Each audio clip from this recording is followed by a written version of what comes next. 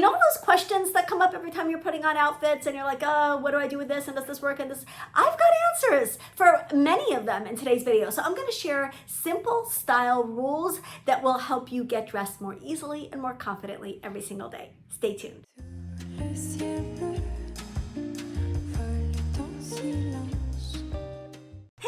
Netta. I'm so excited about today's video because I'm going to answer some of your burning questions about style and give you some style rules, some guidelines that are going to help you get dressed more easily every single day. So if you're new here, my name is Netta. I'm a personal stylist and I'm the founder of the Ageless Style program, where I have cheered over 5,000 women on to wardrobes and style that they love so they can look beautiful and feel confident every single day. That's the goal of everything I do here. I used to be a fashion editor and a fashion columnist working with celebrities and models, and now I am so privileged to get to share my thoughts about style with you here on YouTube and on all the social media places. So welcome. Today we're going to talk about simple style rules, style strategies that can take the guesswork out of putting together outfits, out of choosing pieces, out of styling pieces. These are going to be things that I think are just going to maybe shift the way that you think about something and help you get dressed in a more confident and effortless way every day. So that sounds like something you're interested in. Definitely stay. You're not going to want to miss any of these tips. One of my very best tips, I think, is at the very end of this video. So you have to stay tuned until the end. Now, if you want help and you want an encouraging, inspiring, and really effective way to see what's actually in your closet, to edit it, to get my eyes on some of the pieces that you're questioning, I would definitely consider going through my Reverse Closet Edit and Wardrobe Building Bootcamp. It is super affordable, it's super inspirational, and it's an easy and, like I said, inspiring and actually even fun way to edit your closet. So I will pop up the link for that here. But let's get into it because I've got a lot to cover today. As always, I need to stop saying that because I always have a lot to cover. My hair has just been colored, so I have the princess bun on, but at least I don't have little gray hairs sticking out. Okay, so first tip. If you're wearing a longer skirt or a longer dress, and by longer I mean anything that hits at the base of the knee or longer, you need to pair it with a short jacket. You need to pair longer skirts, longer dresses with short jackets. Do not, under any circumstances, attempt to pair a longer dress with a longer jacket. That is what everybody wore in the 80s, and it was very, very shapeless and very, very hard to wear and really just did not look good on anybody. It just looks like an excessive amount of fabric. But if you've got a longer dress of any length, you want a cropped jacket with it. You want a waist length jacket with it because that's going to create balance. Long over long is really, really hard. Same is true if you're wearing a cardigan. However, wearing a flowy cardigan over a flowy dress, not a thing. Do not do that. Instead, wear a structured cardigan, something like the new shaped lady cardigans, a cardigan that has shape and structure. Pair that over a flowy dress for some balance. So you're always looking at balance. So if you're wearing a longer dress, you want a shorter jacket. Now, if you want to wear a longer jacket and you've got your longer jackets, you're like what she said, I couldn't wear the longer jackets with dresses. What do I wear them with? Long jackets plus pants is a fabulous combination. So longer blazers, longer jackets, longer cardigans need an item underneath them with a defined waistline. You want a horizontal line at your waist underneath a long blazer or a long cardigan. And so they look best generally with either shorter dresses, shorter skirts, or outfits with a top and a pant where the top hits at the waist or is tucked into the waistband of the pants, because you want a defined waist underneath all of your long layers. Long layer needs a defined waist. There needs to be a defined waistband underneath all of your layers. Do not wear all of your long layers. Do not wear a long cardigan with a longer tunic style top. So that top that hits at the hip and a longer cardigan, not a great look. It's not flattering and it's also not modern. So if you want to wear that longer layer, you want a waist length top underneath that layer. I've said it a couple of different ways. I think I made my point, but it's something I see over and over again in pictures that you guys share in the Facebook group, and one thing that I'm giving feedback about all the time. And so I think it's really helpful to just think, if you've got a longer layer, you are going to need that waist definition. If you've got a longer dress, you're going to need a cropped jacket because that's going to give you that waist definition. It's all about the waist definition. Speaking of waist definition, the next styling rule is that waist length is magical. I'm starting to see, and I'm loving it, that they're coming out with waist length tops. So tops that hit at the waist or at the high hip are amazing because they give you that waist definition. They don't make you look boxy and shapeless, but you don't have to tuck them and you don't have to tie them. They're incredible. I showed one in my Lily Silks video where it's my new navy and white, navy kind of sailor inspired silk blouse from Lily Silk. Hits right at the waist. It's perfect. It's perfect. Talbot's has the cropped button down. Target has a version of the cropped button down. These are magical. These are tops that you can wear untucked. You can do maybe a slight tuck if you want to, but you can wear them untucked.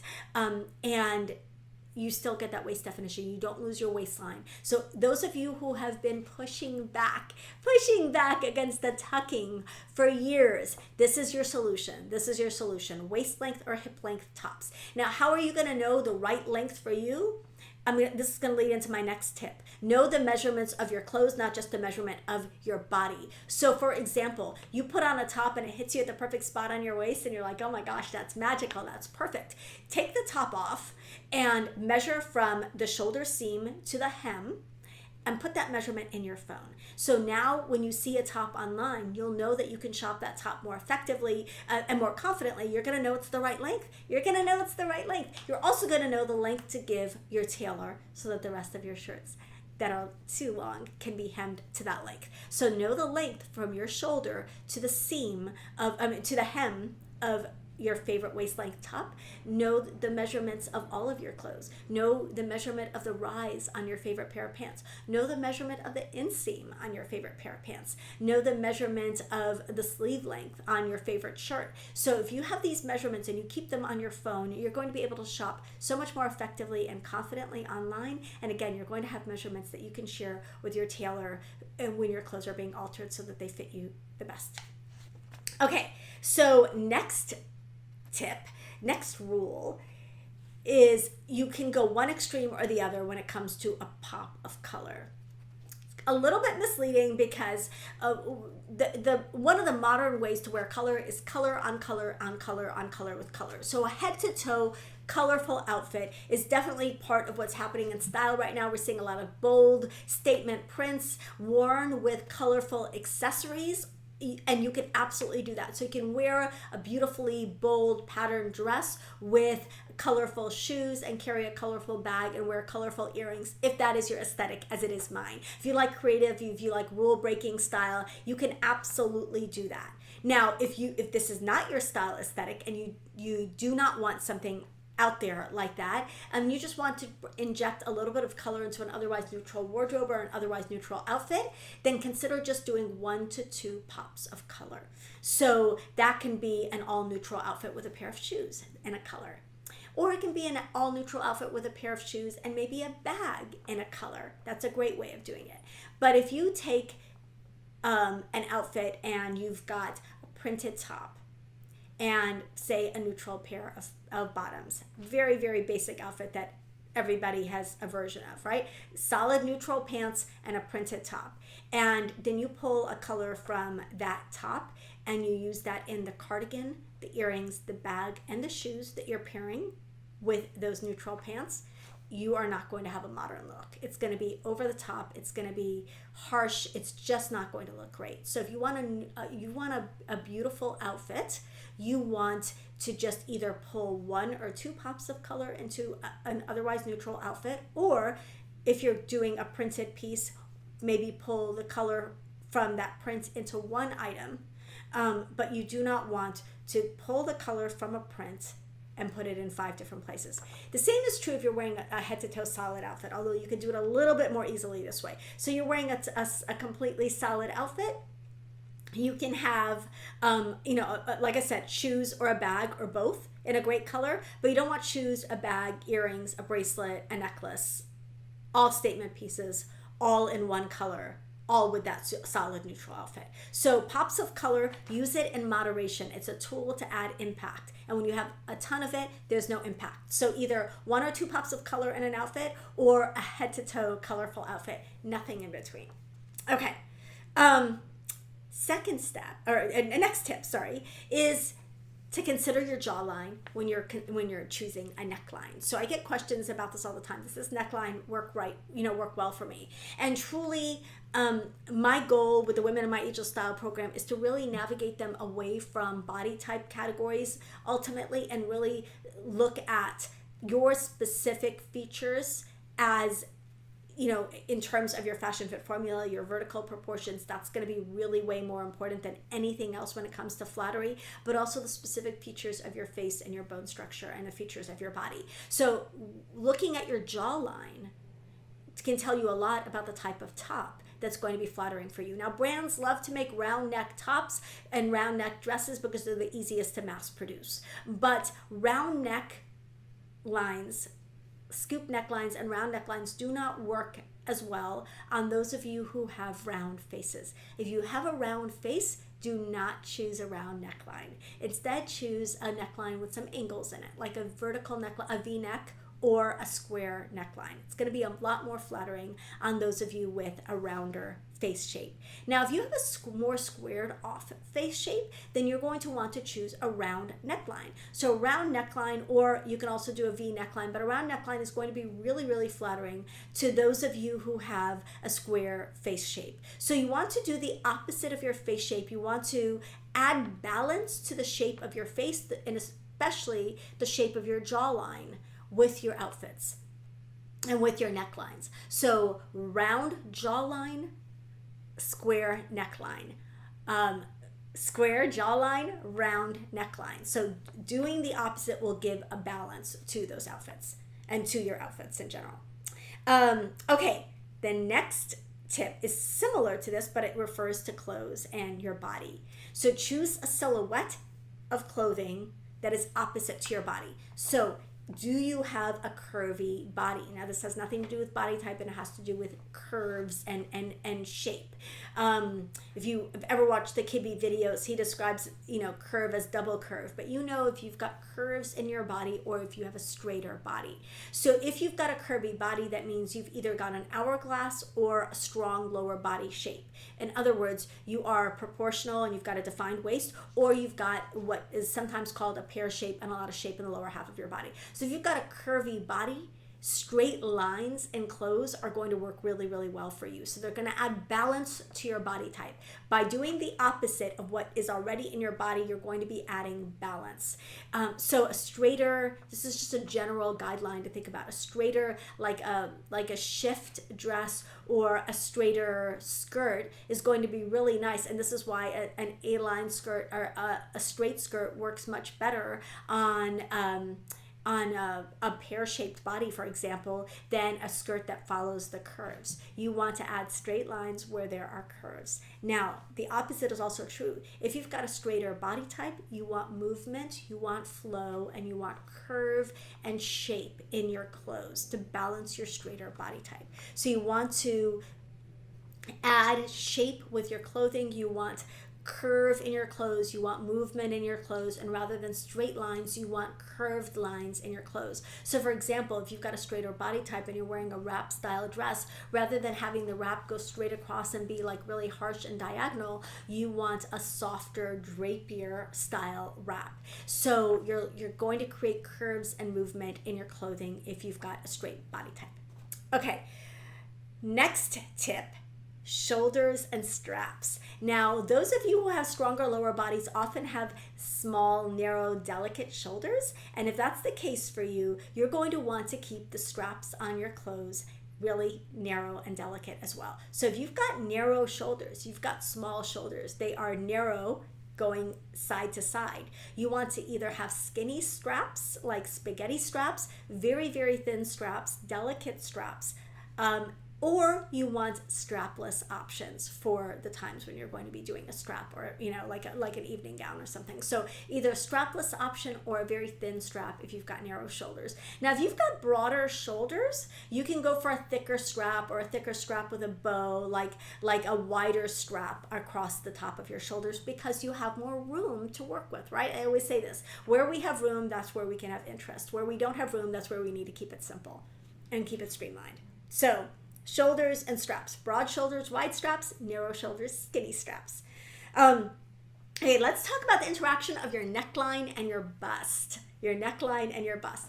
One of the common rules strategies that's always thrown around is don't wear a turtleneck if you've got a full bust. And why? Because if you don't have any break in the fabric, that area is going to look bigger. This is true with the backs of pants too. If you don't have pockets on the back of your pants, your bum is going to look bigger. If you do have pockets, you're breaking up the eye and your bum is going to look smaller. Okay, so same is true with a neckline, but you want to think about, we talked about straight clothes on curves. So if you've got a big bust, you want to skip a rounder neckline, because that really kind of makes your bust look bigger. A rounder neckline, a scoop, can really make your bust look bigger. So if you're trying to downplay a fuller bust, skip a round neckline and go for a different neckline instead. Go for an angular neckline, like a vertical neckline, a V neckline, or a square neckline. Now, if you've got a smaller bust and you want to make it look bigger, go for the round neckline. It's going to make a smaller bust look bigger. Okay, let's talk about your neckline and your neck. So where the item of clothing hits right here next to your neck. So the neckline of your shirt or your dress should hit right next to your neck, as this one is for me. It should come here. It should not be here. It should be here. It should not be here. Especially as we get older. Why? Because we're going to have a little bit more sloping shoulders. We can start getting a little hump here. It looks really off and it looks like a bad fit, and it is not flattering when your neckline goes like this. It should be like this. Now, yes, there are specific necklines that are designed to be really wide open, but for a regular neckline, you want the hem or the edge of your shirt or your dress to hit right next to the base of your neck. Okay, that's key. That's for everybody. Except if you have really broad shoulders, a strong upper body, you can tweak and play with this. You don't have to do this as much if you've got a really strong upper body. But for all the rest of us, you want that neckline close to your neck. Okay.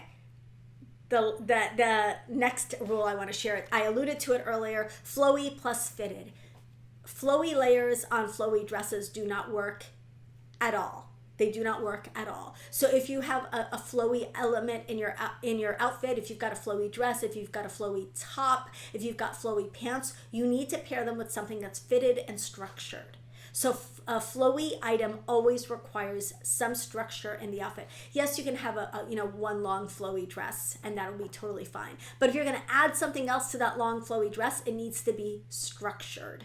So if you're going to add an element, add a structured element with a flowy element.